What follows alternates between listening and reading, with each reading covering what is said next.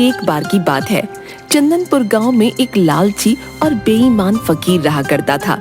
वो अपने कपटी दिमाग से लोगों को ठगा करता था। सभी गांव वाले उसे बहुत ही ज्ञानी मानते थे।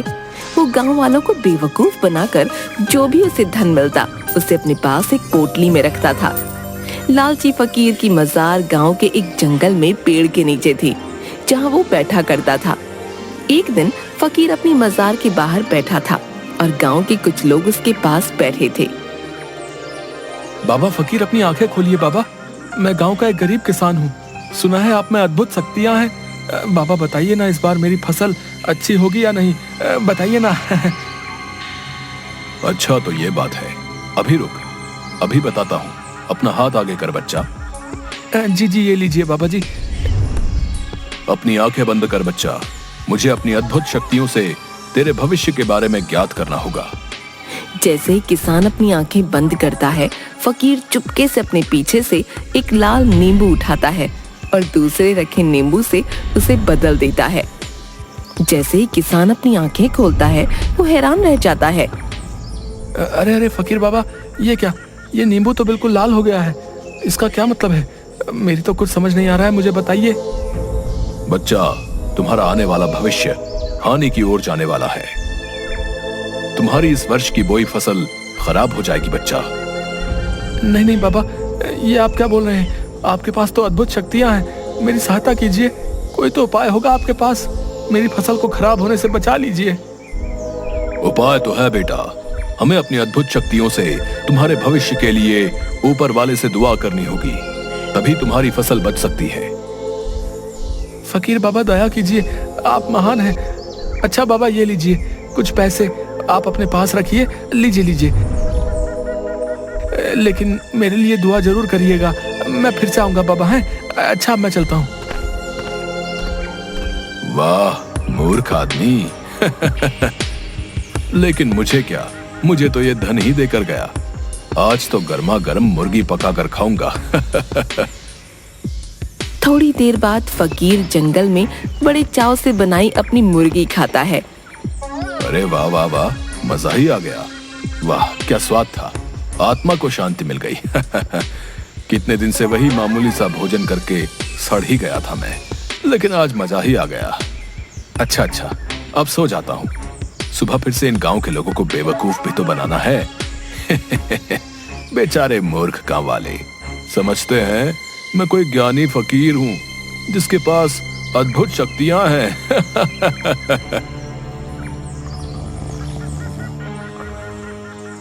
अगली सुबह गांव का एक युवक फकीर के पास आता है। फकीर मजार के पास बैठा होता है। फकीर बाबा की जय हो। बाबा की जय हो बाबा। बाबा, मैं आपके दर्शन के लिए पास वाले गांव से आया हूँ बाबा। मैं एक बनिया हूँ और आपके लिए कुछ अनाज की बोरियां लाया हूँ। सुना है आपके पास अद्भुत शक्तियां हैं। बाबा, मुझे आशीर्वाद दीजिए, मेरे घर धन की कभी कोई कमी नहीं आए। ऐसा ही होगा बच्चा, मेरा आशीर्वाद सदैव तुम्हारे साथ है। तुम्हारे पास धन की कभी कमी नहीं होगी। बहुत बहुत धन्यवाद बाबा। अच्छा, मैं आपके लिए अनाज की बोरियां लाया हूँ, उन्हें स्वीकार कीजिए बाबा। ये बात सुनकर फकीर बाबा खुश हो जाते हैं। अरे वाह वाह, अनाज की बोरियां। चलो आज तो इन्हें बेचकर खूब सारा धन आ जाएगा। वाह वाह, क्या बात है। तभी वो युवक बाबा फकीर को अनाज की बोरियां देता है। तभी ये सब गांव का एक जग्गी नाम का युवक, जो एक ठग होता है, छुप कर देख रहा होता है। अरे बाप रे, इस फकीर बाबा को यह आदमी तो इतनी सारी अनाज की बोरियां दे रहा है। आखिर इतनी सारी बोरियों का ये फकीर बाबा करेगा क्या? लगता है यहाँ हाथ साफ करने का पूरा मौका है। आज रात को ही इस बाबा की झोपड़ी से अनाज की बोरियां चुरा कर ले जाऊंगा। रात को चोरी छुपे जग्गी फकीर बाबा की झोपड़ी में जाता है और देखता है कि फकीर दो लोगों के साथ बात कर रहा होता है। क्या रे, तुम दोनों को यहाँ किसी ने आते तो देखा नहीं ना? कितनी बार बोला है तुम्हें, आधी रात को जब सब गांव वाले सो जाया करें तब आया करो। लेकिन तुम मेरा धंधा बंद करवा के ही मानोगे। क्या जानते नहीं हो कि गांव वाले कितना विश्वास करते हैं? समझते हैं अद्भुत शक्तियां हैं मुझ में। बेचारे मूर्ख गांव वाले। ए क्या रे ढोंगी फकीर, एड़ा समझे लाए क्या तू अपन को है? लोगों में से किसी ने हमें आते नहीं देखे लाए, समझा क्या? चल अब अपना टाइम खोटी मत कर। अरे ओ बिल्लू, जल्दी से इस ढोंगी फकीर को बोरी के पैसे दे और चल यहाँ से।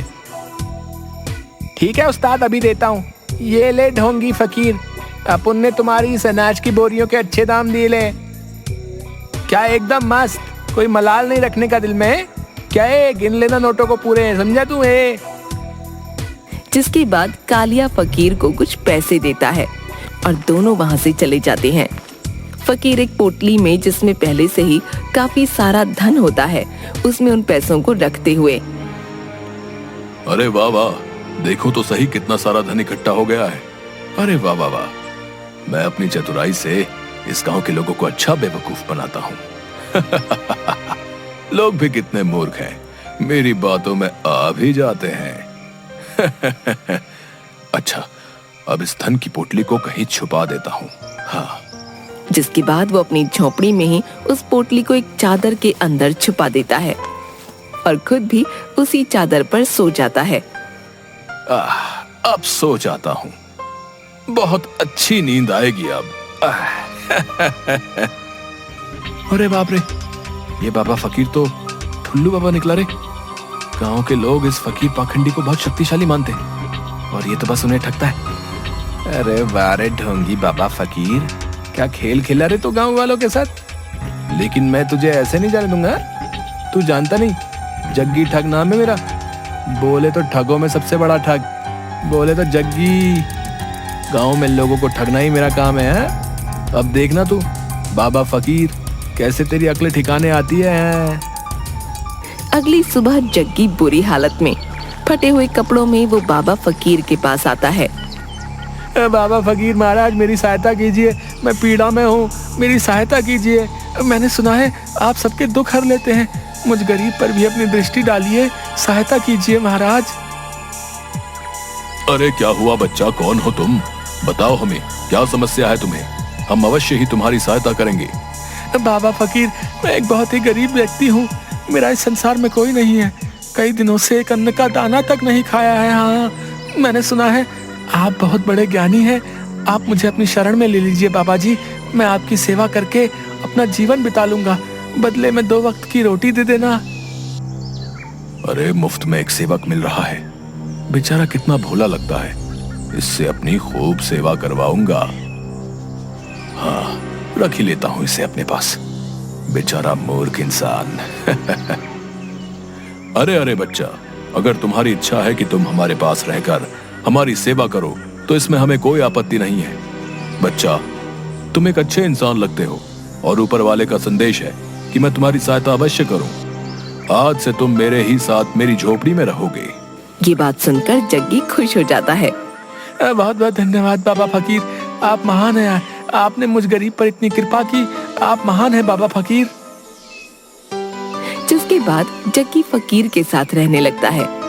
जग्गी फकीर की झोपड़ी की साफ सफाई करता, उसके लिए रात्रि का खाना बनाता और उसकी खूब सेवा करता, और फकीर भी ऐसा मेहनती सेवक पाकर खूब खुश रहता। अरे इस ढोंगी बाबा फकीर की जिस धन की पोटली के लिए यहाँ आया हूँ, उसे तो ये हमेशा ही अपने साथ लिए घूमता है। ऐसे में आखिर कैसे चुराऊं मैं इस धन की पोटली को? लगता है मुझे प्रतीक्षा ही करनी पड़ेगी, आखिर कभी तो हाथ आएगी ही इसकी धन की पोटली। तभी एक आदमी और उसकी पत्नी अपने छोटे से बेटे को लेकर बाबा फकीर के पास आते हैं। बाबा फकीर, देखिए तो जरा मेरे बेटे को क्या हो गया है, भोजन करते करते अचानक से मूर्छित होकर गिर गया है। देखिए ना बाबा जी, हमने बहुत सुना है आपके बारे में, हम पास वाले गांव से आए हैं, आप सबसे ज्ञानी और विद्वान हैं, कुछ तो कीजिए। अरे अरे, आप लोग चिंता मत कीजिए, हमें देखने दीजिए। तभी फकीर उसे देखता है और अपनी झोपड़ी में जाता है। झोपड़ी में से एक पेड़ का पत्ता लेकर आता है और बच्चे के मुंह में रख देता है। थोड़ी देर बाद वो बच्चा उठ खड़ा होता है, जिसे देखकर उसके माता पिता बहुत खुश होते हैं। अरे आप तो सच में महान हैं बाबा जी, गांव वाले आपके बारे में एकदम सही कहते हैं, मेरे बच्चे को आपने स्वस्थ कर दिया, आप में महान शक्तियां हैं। बाबा फकीर, आप महान आत्मा हैं, अगर आज हमारे बच्चे को कुछ हो जाता तो हम भी जीवित नहीं रह पाते। आपका बहुत बहुत धन्यवाद बाबा जी। तभी उस आदमी की पत्नी अपने सारे गहने उतार कर फकीर को देती है। ये लीजिए, मेरे बच्चे के प्राण बचाने के लिए मैं आपको ये देना चाहती हूँ। इन्हें स्वीकार कर लीजिए बाबा जी, मैं आपकी सदैव आभारी रहूंगी। फकीर वो गहने देखकर बहुत खुश हो जाता है। अरे वाह वाह, इतने सारे सोने चांदी के गहने, वाह वाह वाह, इतना धन तो मुझे कभी नहीं मिला। हाँ, इन्हें पाकर तो मेरा जीवन आराम से गुजरेगा। अच्छा ठीक है, अगर तुम मुझे अपने बेटे के प्राण बचाने के रूप में देना चाहती हो तो ठीक है, मैं ये अवश्य ही स्वीकार करूंगा। जाओ, ऊपर वाला तुम्हारा भला करेगा। जिसके बाद वो दोनों अपने बच्चे को लेकर वहाँ से चले जाते हैं। अरे इस ठुल्लू बाबा के तो मजे ही आ गए। इतने सारे सोने चांदी के जेवर, वाह वाह, अगर ये जेवर मेरे हाथ आ जाए तो मेरे तो मजे ही आ जाएंगे। अब तुझे जल्दी ही कुछ सोचना होगा रे जग्गी ठग। इसके बाद फकीर वो सोने चांदी के गहने अपने धन की पोटली में रख देता है और अपनी पोटली अपने पास रखकर सो जाता है। अगली सुबह दो युवक फकीर के पास आते हैं। बाबा जी की जय हो, हम पास वाले गांव से आए हैं। जिस माता पिता के बच्चे को आपने ठीक किया, उस गांव में आपके चमत्कार से सब आपके भक्त हो गए हैं। हमारे गांव के सभी लोग जो हैं आपसे मिलना चाहते हैं बाबा जी। उन्होंने आपके लिए भोजन की व्यवस्था की है। आप आएंगे तो गांव वालों को अच्छा लगेगा। आप आएंगे ना बाबा? अरे वाह वाह, ये तो बहुत खुशी की बात है। अब इस गांव के साथ साथ दूसरे गांव के लोगों को भी मूर्ख बनाने का मौका मिलेगा। हाँ, अब तो मेरे पास और धन आ जाएगा और चारों तरफ मेरी ही जय जयकार होगी। अरे वाह, कमाल हो गया। अच्छा अच्छा ठीक है, अगर तुम्हारे गांव वालों की यही इच्छा है तो हम कल सुबह तुम्हारे गांव अवश्य आएंगे। जो आ गया बाबा फकीर। अच्छा, अब हम चलते हैं। जिसके बाद वो दोनों वहाँ से चले जाते हैं। अरे बाबा फकीर जी, क्या सच में सुबह पास वाले गांव में जाएंगे आप? लेकिन बाबा फकीर, आप तो कभी अपनी इस मजार से बाहर नहीं जाते हैं। अरे मूर्ख, ये सच है, हम कहीं नहीं जाते। लेकिन पास वाले गांव के लोगों ने हमें बहुत प्यार और आदर के साथ आमंत्रित किया है। ऐसे में हमें ऊपर वाले का आदेश है, हम वहां अवश्य ही जाएं। इसलिए हम कल सुबह ही पास वाले गांव के लिए निकल जाएंगे और तुम भी हमारे साथ ही चलोगे। जग्गी ये बात सुनकर थोड़ा हैरान हो जाता है। क्या आप मुझे भी अपने साथ ले जाना चाहते हैं? जो आपका आदेश बाबा फकीर, मैं आपके साथ अवश्य ही चलूंगा। हाँ। जिसके बाद अगली सुबह फकीर अपनी धन की पोटली अपने साथ लिए जग्गी के साथ पास के गांव जाने के लिए निकल पड़ते हैं। वो जंगल के रास्ते से जा रहे होते हैं। काफी दूर पैदल चलते हुए अचानक से फकीर का पांव एक गड्ढे में फिसल जाता है और वो उस गड्ढे में गिर जाता है। गड्ढे में गिरते ही सारी मिट्टी फकीर के शरीर पर लग जाती है। अरे बाबा फकीर, गड्ढे में गिरने की वजह से आपके पूरे शरीर पर मिट्टी चिपक गई है। अगर ऐसे में लोग आपको देखेंगे तो पहचान नहीं पाएंगे। यहीं पास में ही एक नदी है, आप वहां चलकर स्नान कर लीजिए। कितनी बदबू भी आ रही है। नहीं नहीं, मैं स्नान नहीं कर सकता, मेरे पास धन की पोटली है। स्नान करूंगा तो सारा धन नदी के पानी की वजह से व्यर्थ हो जाएगा। नहीं नहीं, मैं ऐसे ही आगे जाऊंगा। अरे बाबा फकीर, आप अपनी स्थिति को तो देखिए, मैं ही आपको नहीं पहचान पा रहा हूँ। कहीं ऐसा ना हो कि पास वाले गांव के सभी लोग आपको देखते ही भयभीत हो जाएं। नहीं नहीं बाबा फकीर, मुझे लगता है आपको स्नान कर ही लेना चाहिए। जग्गी की ऐसी बातें सुनकर फकीर सोच में पड़ जाता है। अच्छा तो ठीक है, अगर तुम चाहते हो कि हम स्नान करें तो हम अवश्य ही स्नान करेंगे। चलो नदी के पास ले चलो हमें। जैसी बाबा जी आपकी आज्ञा, चलिए मेरे साथ। जिसके बाद दोनों एक नदी के पास जाते हैं। ये देखिए बाबा जी, ये रही नदी, कर लीजिए स्नान। अच्छा ठीक है, लेकिन पहले मैं अपनी धन की पोटली को कहीं छुपा देता हूँ। हाँ। इसके बाद फकीर को एक बहुत बड़ा पत्थर दिखता है। हाँ हाँ, ये जगह ठीक रहेगी धन की पोटली छिपाने के लिए। वो उस पत्थर के पीछे धन की पोटली छुपा देता हूँ।